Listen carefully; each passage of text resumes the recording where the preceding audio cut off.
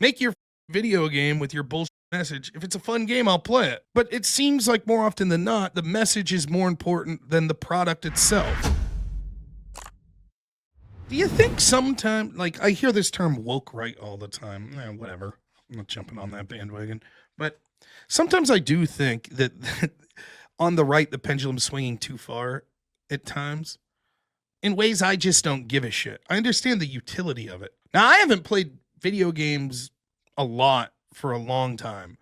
I still like to play MLB The Show from time to time, but I don't really play games online.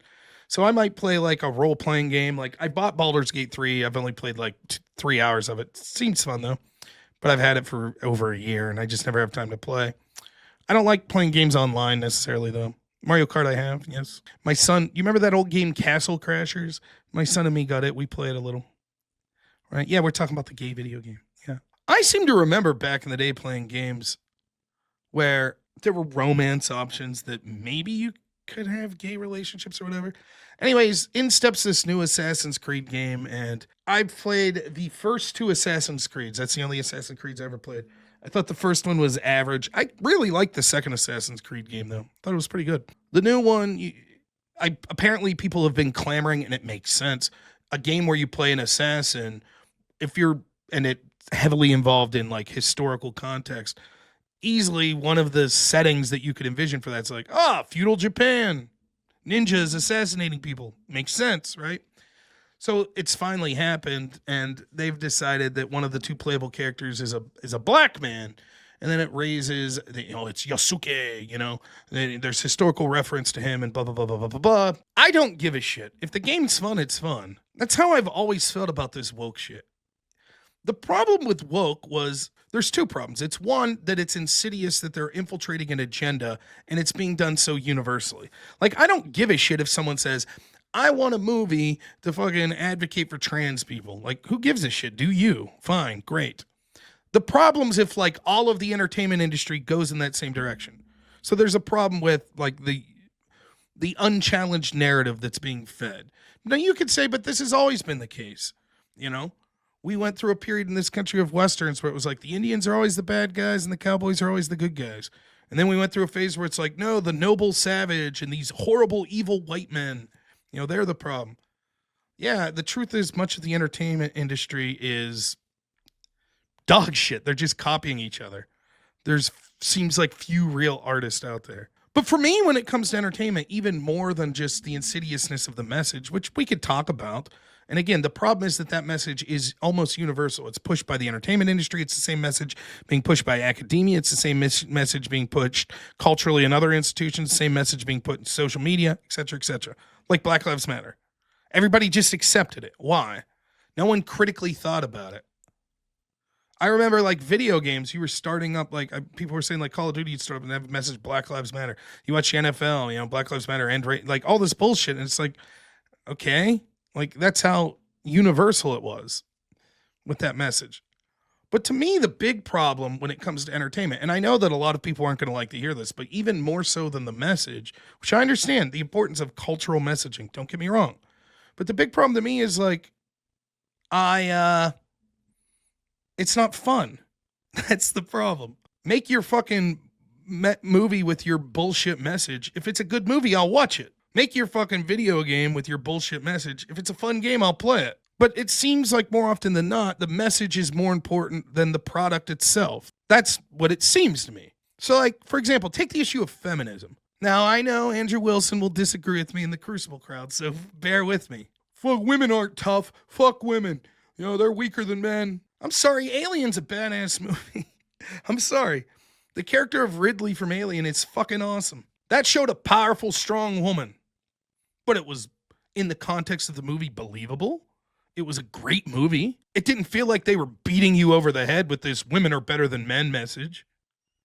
I mean, what is Alien, the movie?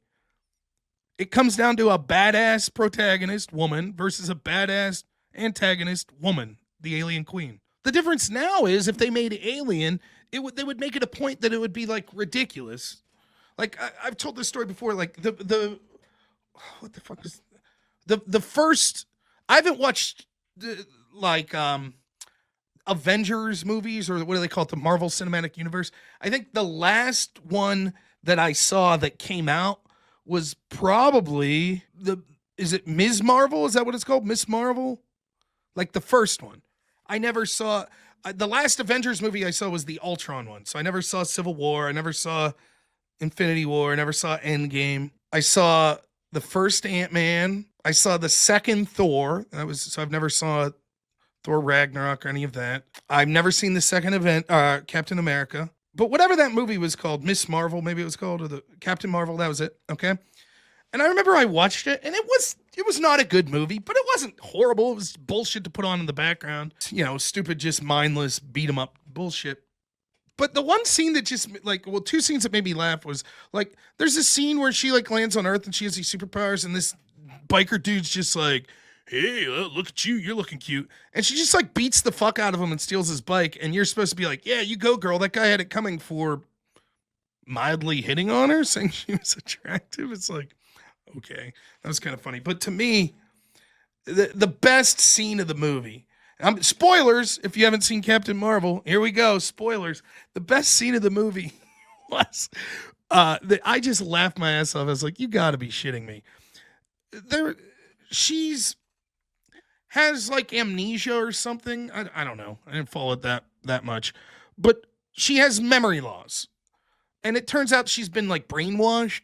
So again, spoiler, I'm not a huge comic book fan, but I'm aware that there's this battle between the Kree and the Skrulls. And she is with the Kree, but it turns out that they're bad. They brainwashed her, and they're bad. And so it's explaining like she's got like memories flashing back, and it's these, I don't exactly remember exactly what's going on, but it's like these seminal moments, right? Where it's like the woman that was her mentor in the military that was a pilot, and it's like her mom, or childhood memory. So imagine it, like the 5 most important moments of your life are flashing back before you as this brainwashing's wearing off. And it's like your parents, before they passed away, and your mentor right before she died, and, all of this shit. And then the last memory, they're showing these 5 like most crucial memories in her life. It's the brainwash. The last memory is just like some beat off dude at the bar looking at her. It's like in pilot school or whatever, and he's like, "Oh, that's why they call it a cockpit." And it's like, so you mean to tell me the defining moments of this character that's going to be central to your entire fucking franchise, her mentor dying, her parents dying, a pilot making a shitty joke that it's called cockpit because men are better pilots. That's it. And I was just like, what a fucking joke. I'm not gonna go see Snow White. That's what I'm talking about. There are movies that go way too far, with this shit. But anyways, back to Assassin's Creed. I think there is a danger that people go too far the other direction.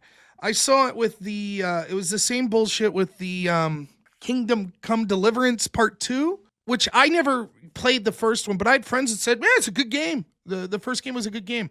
And then in this new one, it's like, well, there's the one dude that's like fucking central to the plot. It's one of the only dudes you can't kill, is like a Muslim who wouldn't have been in the area at that point. And he's like, plot armor. He's the smartest dude ever and the best dude ever.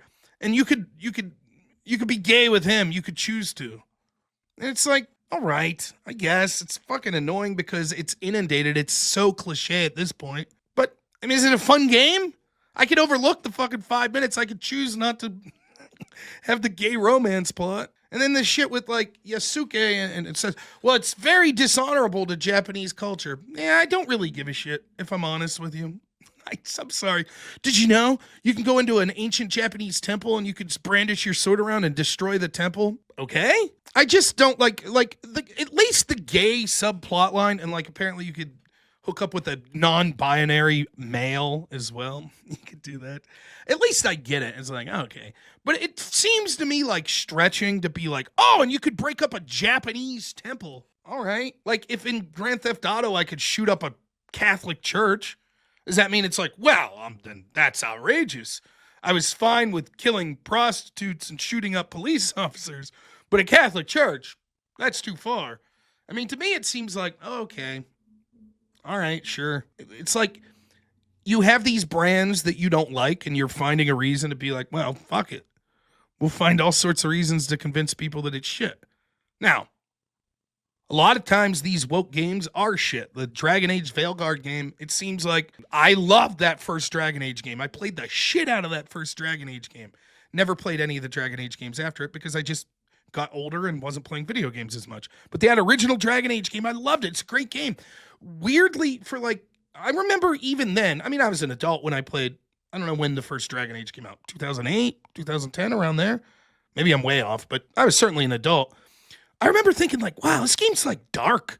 Like for a like, Dungeons and Dragon-esque like role-playing game where you're like, knights and wizards and shit, and you're facing these like Lord of the Rings style. Like instead of orcs, they were some creatures, darkspawn, I think they were called. I was like, wow, there's some really dark shit in this game, like depressing shit, and it was like, oh. And then, I don't know how the games after that one were, but I recommend that. It's an older one. Dragon Age Origin 2009. I recommend it. Good game. I liked it. I don't know graphically how to hold up. I haven't played it for years. Nonetheless, I enjoyed it. This Veilguard game came out, and it's like, all the clips you see, well, actually, I'm non-binary. I'm trans, blah, blah, blah, blah, blah. And it's like, I saw people doing reviews of the games because I was interested in the controversy. And it's like, it's not that there's a trans character. It's that it's shoehorned in, and it's so unnatural. And it's like the dialogue and the storytelling just looks like dog shit. Like the whole game. Like someone wrote this game, and instead of being like, how do we tell this compelling story? It was like, well, how do we shoehorn our politics in? Oh, and then we got to make a game and a story around that. And it makes the difference. So my question about Assassin's Creed Shadows, is that what it's called? The new one is the game fun? Jay Buck says, I'm tired of all the gay shit plastered over every bit of media. Watching an okay movie, suddenly the main character has gay side sex scene, not even pertinent to the story. I agree. I have no problem. I have no problem at all with gay people. The godfather of my son is a good friend of mine who's gay. But being gay should be considered abnormal. It should. It should not be something to celebrate. That's the truth. And that's hard to say. And I've said that to gay friends of mine. That's how I believe. And we have embraced gay culture to the point where it's considered better than being straight. And it's a fucking ridiculous. It's a difficult line to run. It's like, I don't give a shit what you do. As long as you're with a consenting adult, I don't give a fuck. But culturally, we should be embracing not only a Christian ethic for the sake of Christianity being right, but we should be embracing monogamous marriages for procreation. And that shit can't happen if you're gay. But that doesn't mean I dislike a gay person.